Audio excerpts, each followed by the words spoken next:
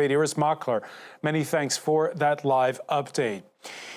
While Israel extends its ground operations and continues to target militants in the Gaza Strip, it's also keeping an eye on the West Bank, the main flashpoint of tensions with Benjamin Netanyahu's settler-backed hard-right government before it all erupted back on October the 7th of last year. Israel's military putting out a video this Tuesday of the chief of the general staff, Herzi Halevi, holding what they're calling a situational assessment in undisclosed locations of the West Bank.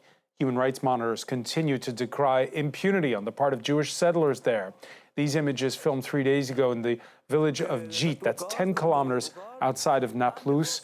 Last month, some 100 Israeli settlers set fire to houses and cars in Jit. The attack cost the life of a 23-year-old villager. After the sunset, we were sitting here. We heard a noise. We saw about 10 settlers, of course with mud, broke the two cars, the windows of the two cars, and they threw something dangerous inside. The fire was started. Until now we are afraid. Afraid they may come again.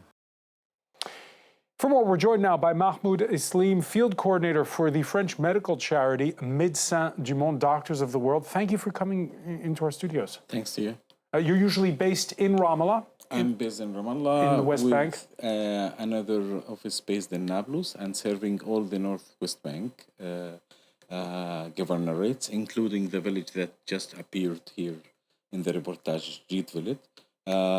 Médecins du Monde is providing mobile medical services and also is the organization responding to all mental health emergency needs in all West Bank in cooperation with other Médecins du Monde chapter, Médecins du Monde Spain and Médecins du Monde Swiss. So that attack took place last month in that village. Yeah. What's happened since? The settler violence attacks against those communities are becoming a routine because the Israeli government is not holding settlers accountable to their violence against the Palestinian communities. And you put out a report saying that it's a problem for you because yes.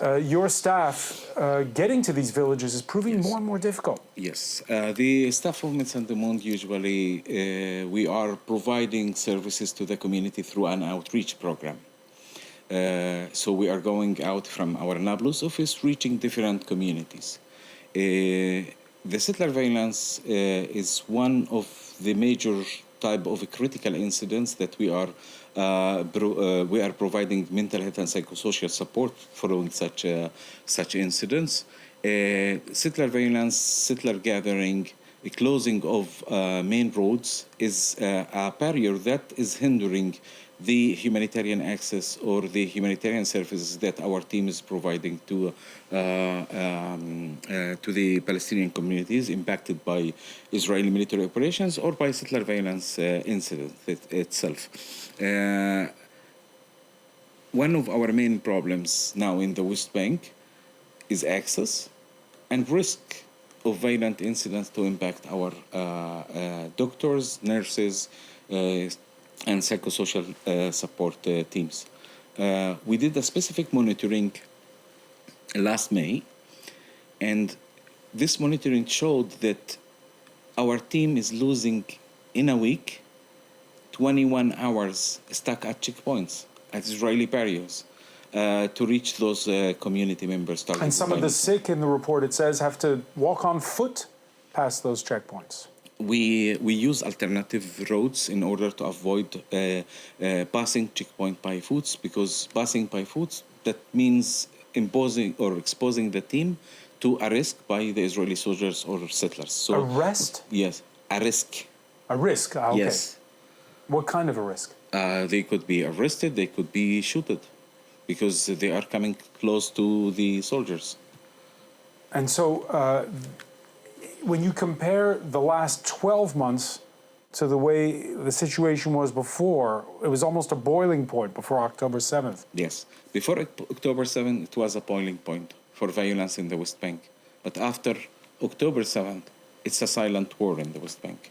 increase of military operations in the Palestinian cities and refugee camps, especially with more focus on the north of the West Bank, mentioning Jenin refugee camp, Tulkarem refugee camp, Balata refugee camp in Nablus, where our office is based on that city. Settler violence incidents are almost triplicated. There was, since the 7th of October, there was 135 Palestinians killed in incidents involving settler violence. There was 1,600 Palestinians displaced from their communities because of settler violence. Usually the communities targeted by Médecins du Monde team are communities that are targeted by settlers and so close to settlements. There is some communities in the North Jordan Valley, for example, that we were not able to reach since the 7th of October till the moment. And we've chronicled all the health difficulties in Gaza, including things like inability to vaccinate people. Is it the same in the West Bank, or is it impossible to compare the two? Of course, the services, the health services in the West Bank are in much better situation than the health services in Gaza, because the health services in Gaza, the system is almost collapsed. Meanwhile, and you have teams there as well. Yes, we have team of 74 staff members, and we have 4 primary healthcare clinics providing services to 2,000 patients on a daily basis, including vaccines. In the West Bank, still the Palestinian Authority Ministry of Health is the main provider of the health services. Of course, Médecins du Monde is having different capacity building programs, different support programs in terms of supplies, of drugs, medical equipment, preparation of emergencies, but also we have our mobile medical team who is reaching remote communities, but also reaching camps after military operation, because the health needs will be massive. There have been targeted sanctions against some of these West Bank settlers who've been acting in a violent manner over the last 12 months by the United States, by the European Union. Have you seen any impact of those sanctions? Unfortunately, there is no impact in the field.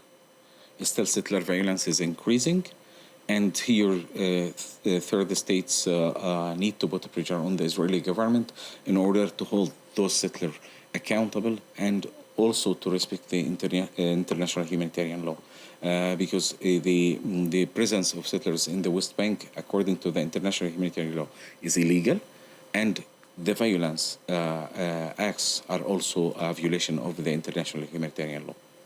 Mahmoud, Isleem, when you speak with your close ones at this point, this juncture where we can't ignore the fact that there is a widening of the conflict, an escalation to the whole region. What are they telling you? Unfortunately, some people get used of the conflict, which is not a normal act. It is painful. It was a painful year for Médecins du Monde. Since the start of the 7th of October, we lost our installations in Gaza. Our operations were displaced for 3 times. We lost a colleague. 3 colleagues from Médecins du Monde were critically injured. Our staff who are providing services to the community nowadays in Gaza are part of the community who is a victim of war, because all of our services are provided by national staff members, living really hard conditions. One of the main challenges that will come to us in the coming month will be the winterization of our clinics, because we are operating in tents. Because all the infrastructures were damaged. That is, those challenges are a clear